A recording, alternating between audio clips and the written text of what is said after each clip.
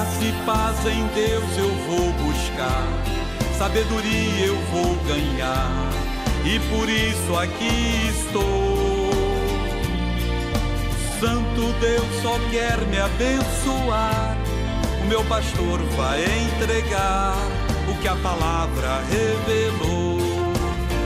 Domingo eu vou orar, domingo eu vou cantar, domingo eu vou buscar a tua luz.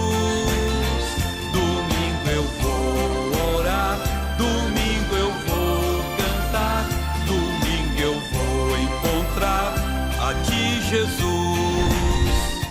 Aplauda Jesus bem forte, bem forte. Ele merece toda a honra, toda a glória e todo o louvor.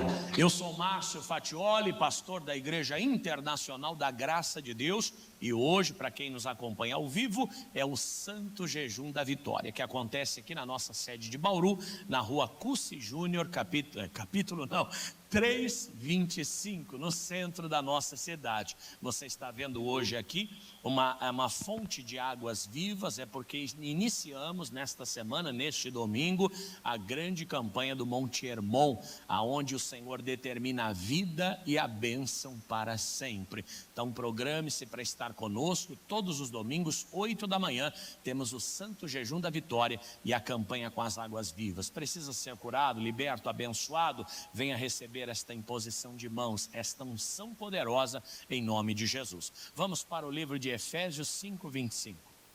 Tudo em paz, Fernando? Efésios 5:25.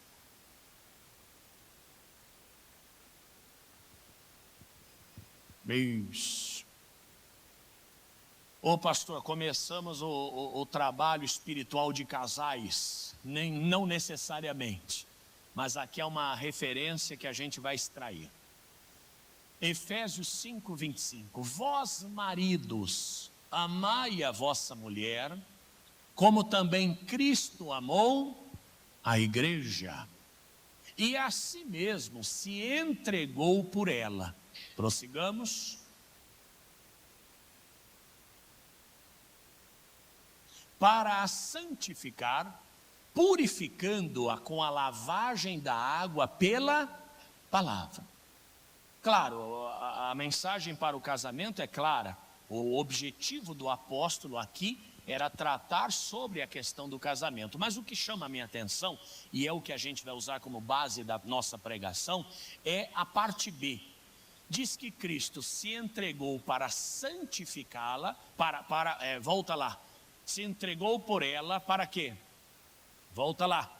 Por ela, avança, para santificar, purificando-a com a lavagem da água pela palavra. Então nós entendemos que pela sua morte, Jesus ele trouxe o que para a igreja? Santificação. O que significa santificação? É a separação do mundo. Ele nos tirou do mundo e nos trouxe para a sua glória, nos trouxe para o seu reino. Agora ele fala, logo abaixo, a maneira com que isso se confirma. Qual é a maneira? Purificando-a com a lavagem da água pela palavra. Então a santificação, ela vem pelo sangue de Jesus. Sem o sangue de Jesus, ninguém seria santificado. Na carne, ninguém se torna santo. O sangue de Cristo pagou os nossos pecados, pagou por nós e nos separou do mundo. Só que agora nós estamos num processo do quê? De purificação. Esse processo vem como? Pela lavagem com a água, pela palavra. Em outros termos, se Jesus morre na cruz por você, mas você não passa pelo processo de purificação pela palavra, você não alcança a salvação. A obra foi feita, Jesus morreu, está à nossa disposição a salvação, mas é um processo que nós temos que passar de purificação, vencendo o mundo, vencendo o diabo, vencendo a nós mesmos se for preciso, para estarmos conforme Deus deseja, para sermos pessoas segundo o coração de Deus. A obra de Jesus já foi feita, Jesus já morreu, a salvação está à disposição. Agora é a hora de ser purificado pela palavra. Diga comigo, agora é a hora de ser purificado pela palavra, para poder chegar ao alvo, para poder chegar à meta, que é a conclusão da obra de Deus na nossa vida. Aqui ele diz também que esta purificação seria por meio de lavagem da água pela palavra. Em outras palavras, a Bíblia Sagrada, a palavra de Deus, é esta água que vai nos limpar. A Bíblia Sagrada é esta água que vai tirando o ranço do passado, que vai tirando os costumes antigos, que vai tirando a mancha, que vai tirando a marca, que vai tirando tudo aquilo que nos impede de vencer. Quando nós olhamos para a palavra, a gente precisa enxergar nela esta utilidade. O sangue de Jesus santifica, mas é a palavra que purifica. Vamos dizer isso? O sangue de Jesus santifica, mas é a palavra que purifica. É ela quem faz o processo, é ela quem molda o vaso, para que o oleiro possa ter um vaso aprovado em suas mãos. O problema é que às vezes essa água é inconveniente. Às vezes essa água, ela está gelada. Às vezes essa água, o jato é muito forte. Às vezes essa água contraria os meus interesses. Às vezes essa água é até amarga. Mas a gente tem que beber dela. Se você não aceita a palavra do Senhor, no sentido mais amplo, sejam os mandamentos, as promessas, as exortações, ou até a revelação que está sendo dada, você não passa pelo processo de purificação. É claro que uma vez que a palavra cumpre a sua missão na nossa vida, e você é purificado, aí os milagres começam a acontecer. Aí a obra de Deus, a transformação, ela passa a ser visível na nossa vida. Perceba que antes de Jesus curar qualquer pessoa, ele conversou com essa pessoa e expôs o problema da pessoa. O cidadão lá no tanque, o que você quer que eu te faça? Eu quero andar, só que quando eu vou alguém pula antes de mim. Então tudo bem, levanta, toma a tua cama e anda. Foi assunto da semana passada.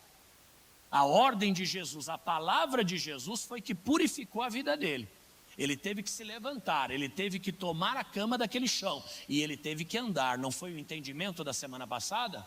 Quantas vezes essa palavra vem e nós não bebemos dela, ou rejeitamos o banho? Eu lembro quando menino, minha mãe chamava para tomar banho, eu fugia do banho. Mais alguém aqui, quando o menino fugia do banho? Levanta a mão. Tem dois tipos, os que não queriam tomar banho e os que têm vergonha de admitir. Menino não é fã de banho não, menino gosta de piscina, de praia, de rio, mas chamou para passar bucha e sabão, menino não gosta. Minha mãe chamava e dizia: mãe, mais 5 minutos, mãe, mais 10 minutos, aí eu usava a estratégia do sofá. Eu ia para o sofá, deitava e fazia de tudo para pegar no sono, porque depois que dormiu, já era, não toma mais o banho. Às vezes acordava de manhã, minha mãe foi maravilhosa comigo, passou até dos limites. Acordava de manhã para a escola sujo, porque tinha dormido, tinha dado o golpe do soninho. Minha mãe pegava um balde com água morna. Onde já se viu isso no mundo? Pegava um paninho, esfregava no meu calcanhar para tirar o cascão. Passava aqui para tirar, limpava. Minha mãe me dava um banho de paninho na cama de manhã, com dó de me colocar no chuveiro logo cedo. Se fosse eu, dizia: não tomou banho ontem, vai ter que tomar hoje. Ninguém mandou não tomar. Mas minha mãe, coitadinha, aí eu ia para a escola, né, com banho tomado, o famoso banho de gato. Vamos trazer para a palavra? Tem gente que não quer tomar banho. Tem gente que quando a palavra começa a ser pregada, ele faz estar dormindo.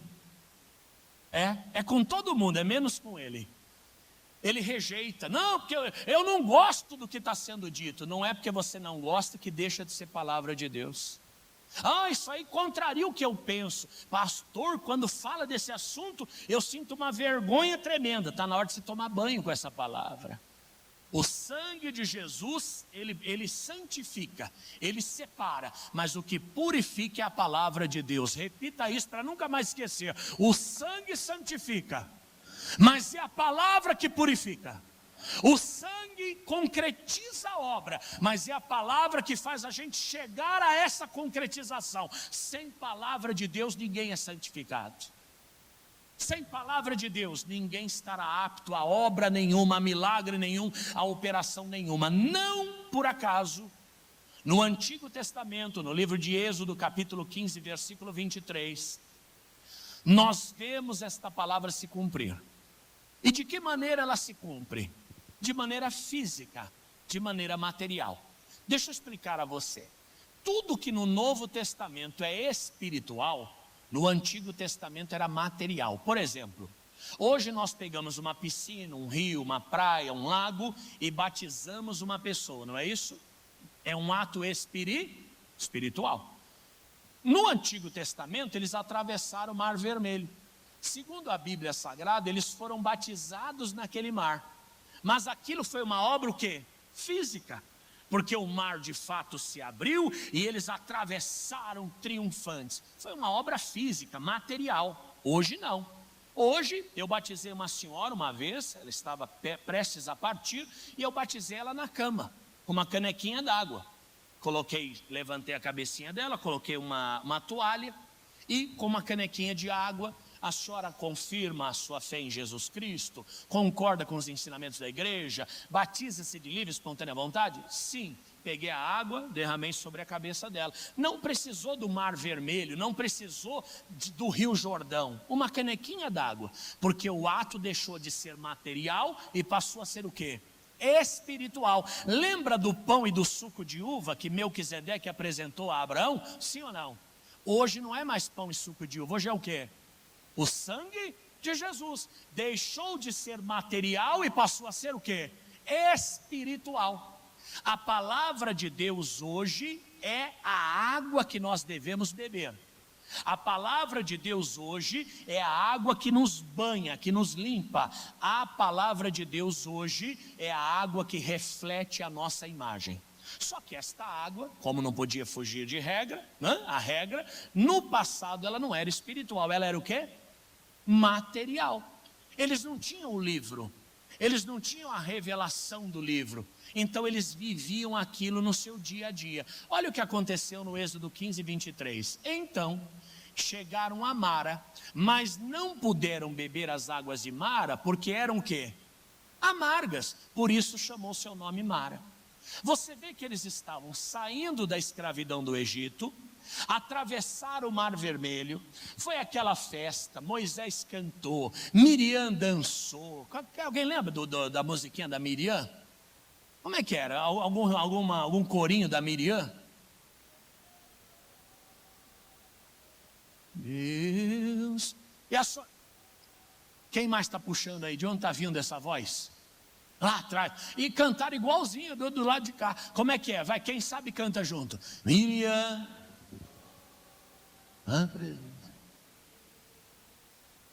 Ali vem com o pandeiro. Ó, que bonito, hein? As irmãs carmelitas cantaram muito bem. Então você vê que Miriam fez uma festa tremenda, louvou, cantou, adorou. Moisés cantou, adorou. O povo se alegrou junto com eles, porque eles haviam saído da escravidão. E para nós, segundo a Bíblia, é o mundo. Assim como Israel sai do Egito, nós saímos de onde? Do mundo. O que era material, o que era material se tornou espiritual.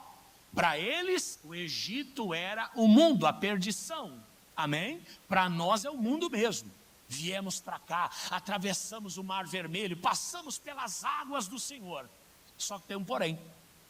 Eles chegaram num lugar aonde sedentos precisavam beber água, precisavam banhar-se, precisavam ali se refrescar. As águas eram o que, gente? Amargas. E por ser águas amargas, sabe o que aconteceu? Eles começaram a murmurar. A igreja, ela passa por vários momentos. Tem momento na igreja que é momento de passar pelo Mar Vermelho. Tem momento que é de cantar. Tem momento que é de beber as águas amargas. Só que a gente não quer aceitar isso, não é? Eu sempre uso o exemplo, nasce alguém, oh glória, Jesus é maravilhoso. Morre alguém, será que Deus existe mesmo? Ué, o mesmo Deus que dá a vida é o que tira, meu amigo. Essa é a maior prova de que ele existe. Você vê que podem haver muitos deuses, muitas crenças, né? Só na Índia tem 7.000. Só na Índia eles têm 7.000 deuses diferentes. Sem ofender a religião de ninguém, a Igreja Católica tem mais de 7.000 santos. Mas não vamos falar dos outros. O budismo, o shintoísmo, o islamismo. Quer dizer, quantos deuses há no mundo? Só que tem um porém. Não importa a sua religião, a sua crença, ou até se você tem ou deixa de ter. Todos nascem e morrem do mesmo jeito. É o sinal de que existe uma única pessoa coordenando tudo isso. Porque senão o budista nasceria de um modo, imagina, o budista, ele não acredita em vida eterna, o budista acredita em reencarnação. Então a pessoa não morreria, viraria uma borboleta e sairia voando. O outro é muçulmano, ele fala, não, no meu caso eu não morro, eu explodo. Bum! O outro diz, não, no meu caso eu viro purpurina. Não. Você pode ser crente, católico, budista, islâmico, não importa a sua religião, você nasce e morre do mesmo modo. Em outras palavras, só existe uma mente que administra esse universo. Foi o Deus que se revelou a Abraão, Isaac e Jacó. Diga aleluia. Foi o Deus que falou a Moisés, o eu sou te enviou. Então, meu irmão, a palavra dele é que rege a nossa vida. Não tem saída. Se ele te levar para atravessar o mar, você tem que atravessar. E vai atravessar triunfante. Se você for levado a beber águas amargas, é hora de beber águas amargas, e tem que beber. Agora é claro, o paladar depende de cada um. Quem aqui gosta de jiló, levanta a mão. O jiló é o chamado bonitinho ordinário, né? Que é gostoso, mas é ruim ao mesmo tempo. Como é que pode uma coisa ser gostosa e ruim ao mesmo tempo? É o jiló. Quem ama jiló, fala, pastor, eu amo jiló, eu gosto de jiló. Quem detesta jiló, levanta a mão. Aí o irmão levantou as duas, que indignação é essa? Sua mãe fazia o senhor comer muito jiló? Café, quem ama café? Quem detesta café? Tem gente que não gosta. O café é outro, bonitinho, mas ordinário. É gostoso, mas não é nada mais nada menos do que um amargo tremendo. Você fala, pastor, eu coloco 1 quilo de açúcar. Então você não gosta de café, você gosta de açúcar. Você trabalha numa empresa, o almoço demora para chegar, o que você faz? Vai lá, pega um pouquinho de café, 8 colheres de açúcar e toma. Você está enganando a sua fome. Na verdade você não gosta de café, você gosta de quê? Eu tomo sem açúcar. O dia que eu for na tua casa, se me oferecer café, por favor, me traga sem açúcar. Porque eu gosto do café, não do açúcar. Então nós temos o nosso paladar. E para cada pessoa, escute o que eu vou te dizer, a mesma pregação pode ter um sabor diferente. Inclusive, dependendo da nossa predisposição.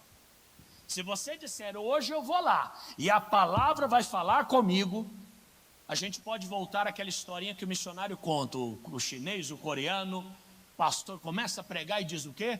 Bom é o sal. Ele saiu de lá com a palavra que fez dele milionário. Ele nem sabe o que o pastor pregou, em outros termos, ele só ouviu aquilo, mas ele foi disposto a ouvir. Quando você entra aqui com a disposição de coração, de ouvir uma palavra que vai mudar a sua vida, esta palavra é pregada, diga aleluia, ainda que seja um trecho, uma frase, porque o paladar, ele não está na comida, o paladar está conosco. Quem lembra do tempo do Covid? Quem teve Covid aqui? Todo mundo teve, uns perceberam, outros não. Covid todo mundo teve. Uns notaram, outros não notaram. Como ficou o teu paladar? A gente não sentia nada, no máximo sal. Você falava, isso aqui está salgado. Não é isso? Quando voltou o paladar, você falou, agora eu estou ficando bom. O gosto, propriamente, que a gente sente, não é o da comida, é aquele que a gente está disposto a sentir. Até porque as glândulas que são do paladar, elas estão na nossa língua. Se não me engano, na frente é o que sente doce, amargo são mais para trás um pouquinho. Então, dependendo do seu paladar, aquilo pode estar salgado, aquilo pode estar amargo, aquilo pode estar azedo, aquilo pode estar... O nosso paladar é muito importante. Aonde eu quero chegar, venha com o paladar aguçado. Venha sem preconceito, venha sem reservas. Eu vou lá e Deus vai usar a vida do homem do Senhor e acabou. Eu vou lá e Deus vai usar a vida do pregador. Porque se a gente se prepara para algo ruim, não sei se você já viu alguém que vai comer alguma coisa e fala assim, aquilo já é ruim antes dela pôr na boca. E quando ela põe na boca, ela só confirma que aquilo é ruim, é verdade ou não? A pessoa fala, eu vou em tal lugar e vai ser ruim. Quando chega lá, o que ela diz? Eu não disse que ia ser ruim? Mas para ela já era ruim antes dela sair de casa. Quando eles saíram do deserto, eles caminharam, cantaram, se alegraram, saindo do Egito, atravessaram o mar, e o Senhor levou eles às águas de Mara. Águas amargas. E alguém pergunta, mas por que aquelas águas eram amargas, pastor? Deus não amava aquele povo? Pelo contrário, o Senhor era apaixonado por eles. Só que como eles eram escravos, e você imagina a escravidão naquela época, não é? Onde você não tinha direitos humanos, não tinha ninguém, né, para fiscalizar, ninguém para acompanhar, as pessoas eram tratadas como objeto, essa é a verdade. Você imagina o tipo de vida que eles tinham. Irmãos, morrer em terra, acabou. Muitos morriam de fome, outros morriam com doenças, outros morriam de tantos outros males.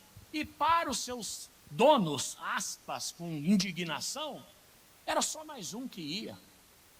Aquela turma devia ter verme, doença de carrapato, aquela turma devia ter piolho para mais de metro. E eles vinham amontoados.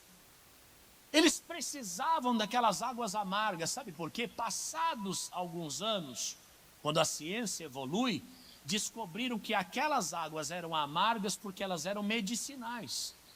Então você vê a concentração de vegetação que tinha ao entorno, fazia com que aquelas águas fossem amargas. E eram aquelas águas que eles precisavam beber para que tirasse deles toda a imundície.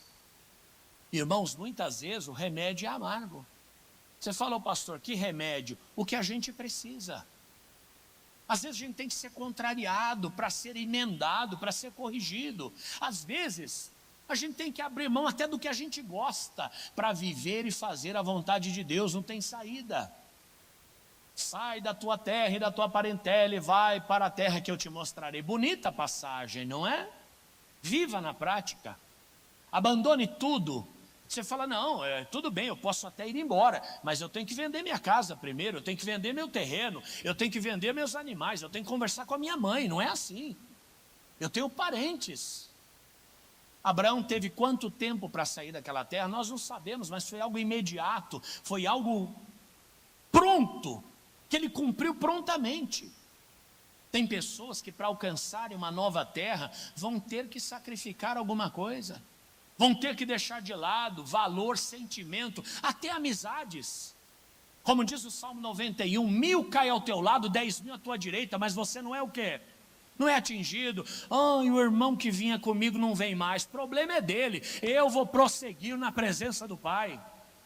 Ai, fulano escandalizou, o outro entristeceu, o outro desviou, o outro está endemoniado. O problema é dele. Quantos amigos eu já não vi pararem no meio do caminho nesses anos todos? Você tem as pessoas no Facebook, e o Facebook é a rede social mais antiga que a gente tem. O Orkut saiu do ar, né? Quem aqui teve Orkut? Você já era vivo naquela época? O Orkut foi o primeiro passo, né? Depois fomos para o Facebook, e o Facebook está acabando também, viu? Eu publicava coisas no Facebook, tinha 500 curtidas, hoje tem 3. Minha mãe, minha vizinha. Ninguém está olhando mais Facebook, está acabando. Mas você vê, acabam tendo pessoas ali de anos atrás, da nossa relação de anos atrás, não é? Por exemplo, o Facebook acho que tem 14 anos aproximadamente. Quem mudou de emprego nesses 14 anos? Alguém mudou? Quem mudou de casa nos últimos 14 anos? Quem mudou de bairro nos últimos 14 anos? Quem se matriculou em curso, faculdade, escola, academia? Quer dizer, o Facebook foi acumulando as pessoas da nossa vida, não é? E quantas vezes eu vejo fulano que era pastor, hoje é corretor de imóveis. O outro era crente, hoje está na macumba. O outro era não sei o quê, hoje está desviado. Amigo, vão continuar sendo meus amigos no Facebook, não vão deixar de ser. Porém tem uma coisa, 1000 cairá ao meu lado, 10.000 à minha direita, eu não vou ser atingido. Eu determinei que do Senhor eu não deixo, da obra do Senhor muito menos. Diga aleluia. Mas quantas vezes a gente não quer beber dessas águas porque é difícil? Você fala, mas pastor, como é que eu vou abandonar? Como é que eu vou? A questão é abandonar ao Senhor, é Ele que você não pode abandonar. O teu chamado, gente que abre mão de chamado. Levíticos diz, para as coisas consagradas não há resgate. Em outras palavras, tudo que você coloca nesse altar, nunca mais você pode retirar. Inclusive a sua vida. Nunca. Uma vez que você depositou uma oferta, ela é santa, ela é consagrada. Uma vez que você depositou um objeto, ele é consagrado. E uma vez que você depositou a sua vida, ela nunca mais pode ser retirada do altar. Ai, pastor, mas eu gostava era do Mar Vermelho. Lá vem, lembrei de outra. Lá vem Faraó. É na frente Israel. Na frente Israel. Você canta tudo isso aí, Angela. Por que você está no silêncio? Na frente Israel. Quem chegará primeiro? Não, mas vocês também conhecem, não é possível. Você é mais antigo que andar para frente, gente. Uma coluna de fogo no meio da noite guia Israel e os carros de Faraó. No meio do caminho quebrados paravam. Israel. Não conhece, Giovana? Giovana nasceu na igreja, não conhece, meu Deus do céu. Israel prevalecia, na frente seguia, e a noite para eles tornou-se em dia. Tá bom que já está até fedendo mofo já. Resumindo, eles gostaram do Mar Vermelho. Imagina aquela cena. Alguém já assistiu filmes do Mar Vermelho? Quer dizer, é maravilhoso, aquelas paredes de água profundas, vendo peixe, cada coisa. Um dia desse foi aqui no Rio Tietê, aqui em Arealva, tem uma prainha bonita lá. Não entrei na água não, só fui até lá para ver o rio mesmo. E olhando assim, água limpinha, irmão, um peixe desse tamanho andando ali, ó. Puxa, quando eu ia pescar não pegava nem piaba, irmão. Chega, era um peixão enorme. Você imagina no Mar Vermelho, aqueles paredões de água, o que eles não viram naquelas profundezas? Deve ter sido maravilhoso. E ó, te digo uma coisa, talvez pode ser esta a sua fase atual. Você diz, pastor, é milagre para todo lado. Fui aprovado na prova, fui premiado, até o sorteio do supermercado eu ganhei um pé de couve essa semana, ô glória! Mas ó, não se empolga não, porque as águas de Mara estão logo ali, viu? No dia que Deus precisar tratar com você, Ele vai tratar. No dia que Deus precisar fechar uma porta para diminuir o ego, Ele vai fechar. No dia que Deus precisar pegar a gente pelos cabelos, como Ele fez com o profeta Ezequiel, Ele vai pegar. Amigo, pelo sangue se santifica, mas é pela palavra que se purifica. Eles precisavam passar por aquelas águas, lembrando que a palavra do Novo Testamento representa as águas do Antigo Testamento. Eles não tinham Bíblia. Depois de Moisés, lá depois do deserto, é que a Bíblia começou a ser escrita. Então Deus usava as águas como ilustração. As águas do Mar Vermelho foram o batismo, as águas de Mara foram o remédio, as águas do Jordão foram experiência milagrosa, as águas de Eliseu que ele joga o sal e aquelas águas se tornam puras. Resumindo, eles tiveram que beber daquelas águas porque eles precisavam de cura. Deus nunca nos levará a águas amargas se a gente não precisar de cura. Pastor, qual será o próximo que virá para cá? O senhor não fica para sempre. Não fica. Posso ficar um dia, posso ficar 10 anos. Mas eu tenho certeza que o próximo pastor que vier para cá, que é o portador da palavra de Deus, que é o responsável por expor o evangelho, a palavra do Senhor, não vai ser o pastor que você quer. Vai ser o pastor que você precisa. Vai ser o pastor que Deus entende que esta igreja carece. Fala, não, essa igreja está meio abatida, manda um cara animado para lá, vai. Não, essa igreja está muito relaxada, manda um cara mais duro para lá, vai. Não, essa igreja tem que santificar, manda um crentão para lá, vai. Não, essa igreja tem que se animar, manda um avivalista para lá. E ele manda. Só que aí você olha para a água e fala, eu não quero. Não, eu não gosto dessas águas. Você gosta do quê? Do Mar Vermelho? Você gosta da cantoria? Você gosta do maná que desceu do céu? Todo mundo gosta. Mas Deus não dá o que a gente gosta. Deus dá o quê? O que a gente precisa. E você que entrou aqui hoje buscando um milagre, saiba de uma coisa. Você fala, pastor, eu entrei aqui porque eu preciso de uma cura, de uma libertação, da restauração do meu casamento, da restauração dos meus negócios. Tudo isso é lícito e Deus vai operar na sua vida. Diga amém. Mas sempre depois de cumprir a vontade dele, nunca antes. Primeiro ele usa o barco do Pedro, prega. Quando ele termina de pregar, ele diz para o Pedro, pega a sua rede e lança no lado direito do barco. Pedro teve que esperar. Trabalhou a noite inteira, ficou ali esperando. Fazer o quê, né? Jesus está aqui, deixa ele pregar. E ouvindo, claro, a palavra. E foi tão bom que isso aconteceu, porque se Pedro não tivesse ouvido a pregação de Jesus, ele não teria tido a fé necessária para lançar a rede. Se Jesus chegasse lá e dissesse, amigo, tudo bem, tudo jóia, eu sou Jesus, joga a rede à direita do barco. Mas quem é o Senhor? Eu não te conheço. Mas Jesus entrou, dá licença, posso usar o teu barco um minutinho, moço? Pode. Jesus pregou. Pedro falou, opa, pera, esse homem tem alguma coisa diferente. Foi quando Jesus disse, pega a tua rede e lança. Meu irmão, a palavra é a base do milagre, a palavra é a base da santidade, a palavra é a base da salvação. Sem palavra ninguém chega a lugar nenhum. E qual é a palavra? A palavra revelada, a palavra do dia, a palavra da hora que Deus nos manda. Porque é verdade que a palavra de ontem serviu para ontem, e a de hoje serve para hoje. E para amanhã você vai precisar dela de novo. Ela se renova. Não a palavra estática, escrita, a palavra do livro, essa é imutável, essa ninguém muda. Mas a palavra fresca que vem do céu e é dirigida às nossas vidas em todo momento. Muitas vezes nós achamos que ouvir ou obedecer a palavra é obedecer o que está escrito. Nem sempre. Nem sempre. Quando o profeta Samuel falou para Saul, espera 7 dias antes de sacrificar. Ele tinha que ter ouvido, porque era a palavra de Deus para a vida dele. Ah, não foi Deus que falou, é verdade, não foi Deus, foi o profeta. Mas o profeta estava em nome de quem? Em nome de Deus. Sempre foi assim. Com pouquíssimas pessoas Deus falou diretamente. 99,9% da Bíblia, Deus usou um profeta, um apóstolo, Deus usou um evangelista, Deus usou um herói da fé. Assim sempre será.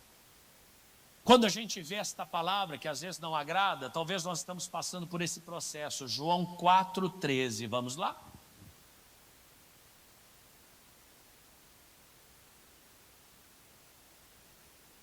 Assim como esta palavra está jorrando do altar, estas águas estão jorrando nessa fonte, e o nosso milagre está sendo preparado. O Senhor falou para Josué, santificai-vos e amanhã farei maravilhas no meio de vós. Como é que se santifica? Como é que se purifica buscando a santificação? Pela palavra. Não tem outro caminho. Jesus respondeu e disse-lhe, a mulher samaritana, né? Falamos disso semana passada, da parte primeira do texto, agora é a parte segunda. Qualquer que beber desta água tornará a ter sede. Falamos semana passada que quando Jesus se refere a esta água, ele refere-se à água material, a água desse mundo. Quando você bebe um copão de água pela manhã, quando é à tarde ou hora do almoço, você tem sede de novo. É normal. Quando você come qualquer coisa, você tem fome de novo. Ninguém vai comer pela última vez na vida, a não ser que morra. Todo mundo que estiver vivo vai ter que continuar comendo, vai ter que continuar bebendo água. Só que não é só isso. Falamos semana passada que as coisas desse mundo, elas são insaciáveis. Quem tem 1.000 quer 10, quem tem 10 quer 100. Quem tem 100 quer 1 milhão. E assim vai. Quer 1.000, quer 1 milhão. Outro fala, olha, eu tenho um par de sapato. Aí vê um outro par de sapato. Ai, que lindo. Compra de novo. Não tem limite. Tem gente que tem tanto sapato, irmão, que quando vai usar, a sola cai. Já ressecou. Posso falar da minha mãe? Minha mãe tem sapato, irmão. Eu tenho uma tia, que Deus abençoou muito a vida dela, e ela compra muita coisa. E, dentre essas coisas, compra sapato. Então, todo sapato que ela enjoa, ela dá para minha mãe. Falou, dona Miriam, ô Miriam, vou dar esse sapato para você. Minha mãe deve ter uns 80 pares de sapatos. Aí eu digo, mamãe, vamos ali tomar um sorvete, vamos ali não sei aonde. Aí ela pega aquele sapato que ela não usa, que está lá há 80 anos, e coloca, e vai. Adivinha o que acontece no meio do caminho? Cai a sola. Aí sabe o que me dá? Eu tenho que comprar um outro sapato para ela. É certeiro. O chinelo resseca, quebra, tira. Toca comprar outro chinelo. E assim vai. Tem pessoa que tem tanta coisa, irmão, na vida, mas nunca se sacia. A pessoa sempre está comprando, sempre está querendo. Aplausos. Não tem limite, viu, gente? Eu lembro daquele cantor que se destacou muito, até no nosso meio ele começou. E daqui a pouco ele falou que ele se destacava porque no evangelho não tinha ninguém no nível dele. Alguém lembra desse? Deus é minha vida. Não fala o nome, senão está dando cadeia. Falou que no meio gospel não tinha ninguém ao nível dele. Resumindo, né? O buraco é logo ali, como alguém já disse. O orgulho precede a queda. Você nunca vai ver alguém cair sem antes ser tomado pelo orgulho. Nas grandes coisas, nas pequenas coisas, viu? Obreiro, senta aqui, por favor. Ah, sim, senhor pastor. O orgulho tomou. Obreiro, senta aqui. Não, estou bem aqui mesmo. Numa ordem simples, o orgulho precede a queda. Sempre. A pessoa acha que não tem que obedecer, que não tem que submeter, que não é obrigado a fazer. Todo comportamento nesse sentido tem no mínimo uma pitada de orgulho. Eu sou federal, ninguém mexe comigo. Sabe quem eu sou? Sabe de quem eu sou filho, irmão, primo, pai? Eu tenho uma carteira aqui, sem contar o outro. Tenho orgulho de ser louco, né? Eu sou louco, hein? Eu sou louco de carteirinha, hein? Tem pessoa que arruma briga por aí, quando ele vê que vai tomar uma surra, ele fala, eu sou louco, hein? Mas tudo isso envolve orgulho, o ego, a vaidade. Não entra nesse caminho, isso é terrível. Beba da água que Cristo está te dando. Tira isso do coração. Ninguém é nada, meu irmão. Nós todos estamos aqui num lapso da vida. Logo passa. E a vida vai que a gente nem percebe. Não tem limite. Para o aplauso não tem limite. Para o dinheiro não tem limite. Para a vaidade não tem limite. Lembra o Michael Jackson? Fez plástica, afinou o nariz, engrossou o nariz, levantou o nariz, arrancou o nariz, sei lá o que ele fez. Daqui a pouco ele cismou que tinha que ficar branco. Quem lembra do Michael Jackson passando pelo processo para ficar branco? Qual a utilidade disso? Hoje, se ele fosse branco, ele queria ficar negro. Porque está na moda. Hoje ser negão está na moda. Não é verdade? Michael Jackson hoje passaria pelo processo para escurecer. Mas por quê? Porque não tem limite para o ser humano. Por isso que Jesus falou, a água que eu dou, essa sacia, porque ela vem do interior. Olha o que ele disse, qualquer que beber dessa água tornará a ter sede. Versículo 14, vai lá. Mas aquele que beber da água que eu lhe der, nunca terá sede. Que mais? Porque a água que eu lhe der, se fará nele uma fonte de água para jorrar, de água a jorrar para a vida eterna. Diga glória a Deus. No 15, disse-lhe a mulher, Senhor, dai-me desta água para que não mais tenha sede e não venha aqui tirá-la. Jesus fez uma propaganda tão bonita da água que ele tinha, que essa mulher falou, é tudo o que eu quero na minha vida. Porque ele disse o seguinte, olha, quem bebe da água desse poço volta a ter sede. Mas quem beber da água que eu lhe der nunca mais vai ter sede. A mulher falou, é tudo que eu quero, que eu tenho que vir nesse poço aqui todo dia buscar água. É lata d'água na cabeça, quilômetros e quilômetros andando. Quer saber de uma coisa? É a solução da minha vida. Posso falar uma coisa? É assim que Deus nos atrai. Primeiro ele fala com a gente de coisas materiais, depois ele fala de coisas espirituais. Por exemplo, a maioria de nós não chegou na igreja para ser salvo. Nós chegamos na igreja para ser curado, próspero, liberto. Você fala, eu não quero mais sentir dor de cabeça, eu não quero mais ter depressão, eu não quero mais ter angústia. A irmã até contou um testemunho bonito para nós, não foi, irmã? Sua história.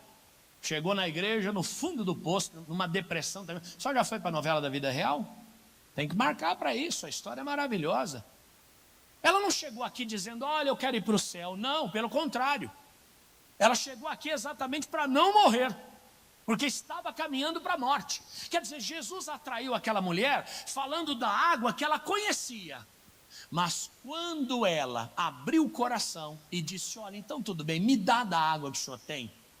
Aí ele levou ela para o campo espiritual. Aonde foi? Aonde foi? Olha o próximo verso. Disse-lhe Jesus, vai, chama o teu marido e o quê? E vem cá.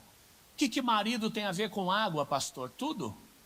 Essa era a água que ela precisava beber, talvez a água mais amarga que tinha para ela naquele dia.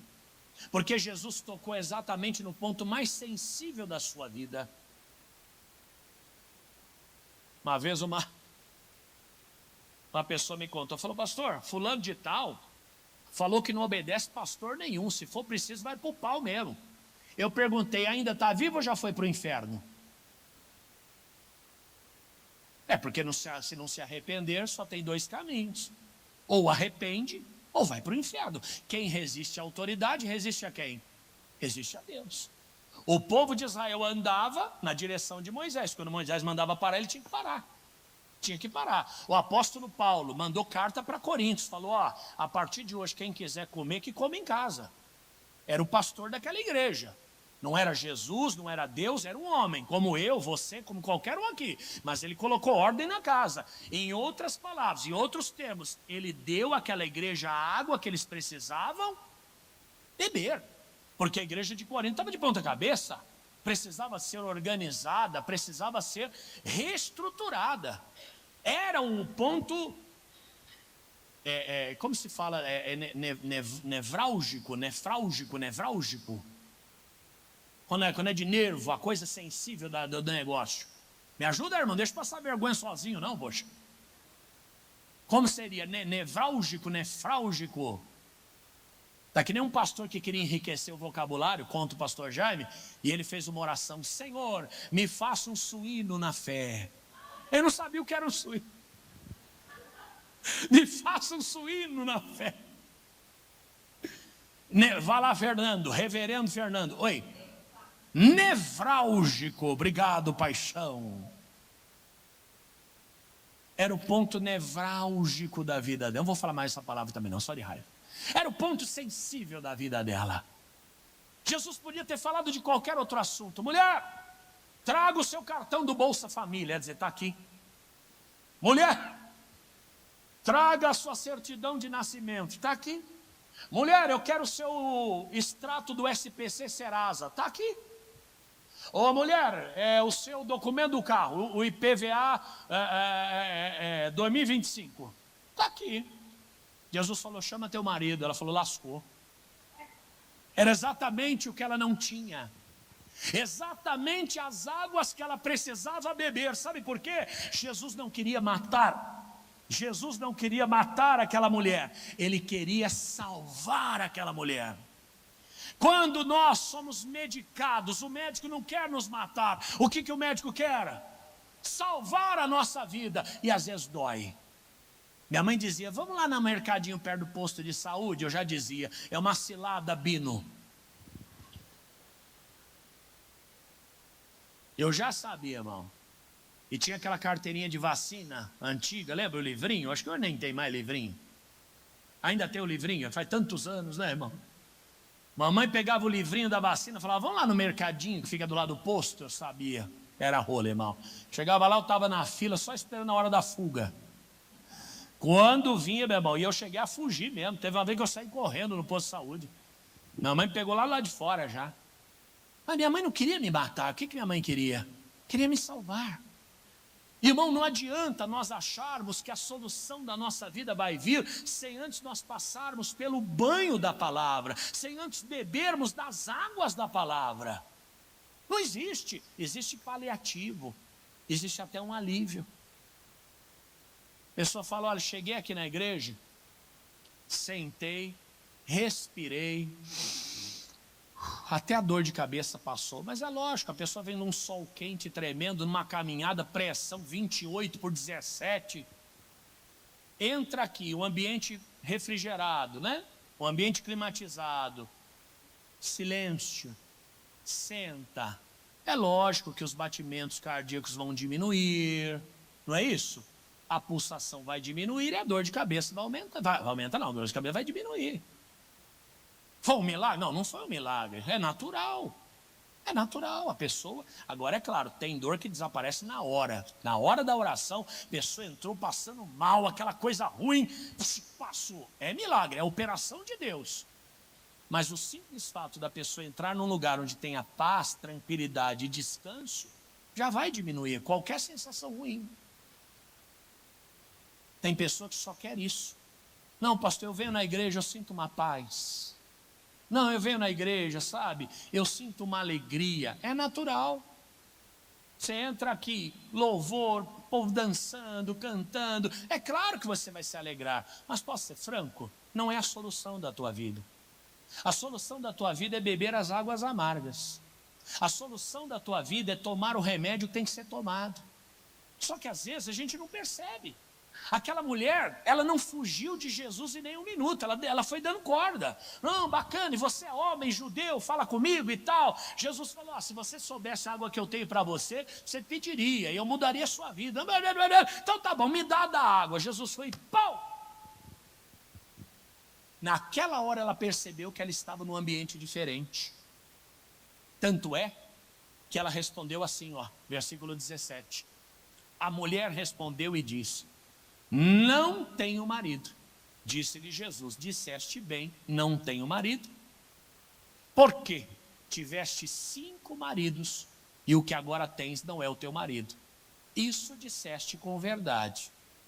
Disse-lhe a mulher, Senhor, vejo que és profeta. Para aqui. Até esse momento ela via Jesus como um homem judeu que pedia água para ela. A partir do momento que Jesus dá a água que ela precisava e ela bebe, ela começa a ver Jesus como profeta. Quando nós bebemos da água, esse lugar deixa de ser um templo e passa a ser a casa de Deus. Quando a gente bebe da água, ainda que amarga, você não vê o dízimo como um peso, mas como um privilégio. Quando você bebe da água, o batismo não é causa de insegurança ou incerteza, pelo contrário, o seu coração pede para batizar, e nós vamos anunciar a data, já está tudo preparado, programado, vamos anunciar, e quem não batizou vai batizar agora.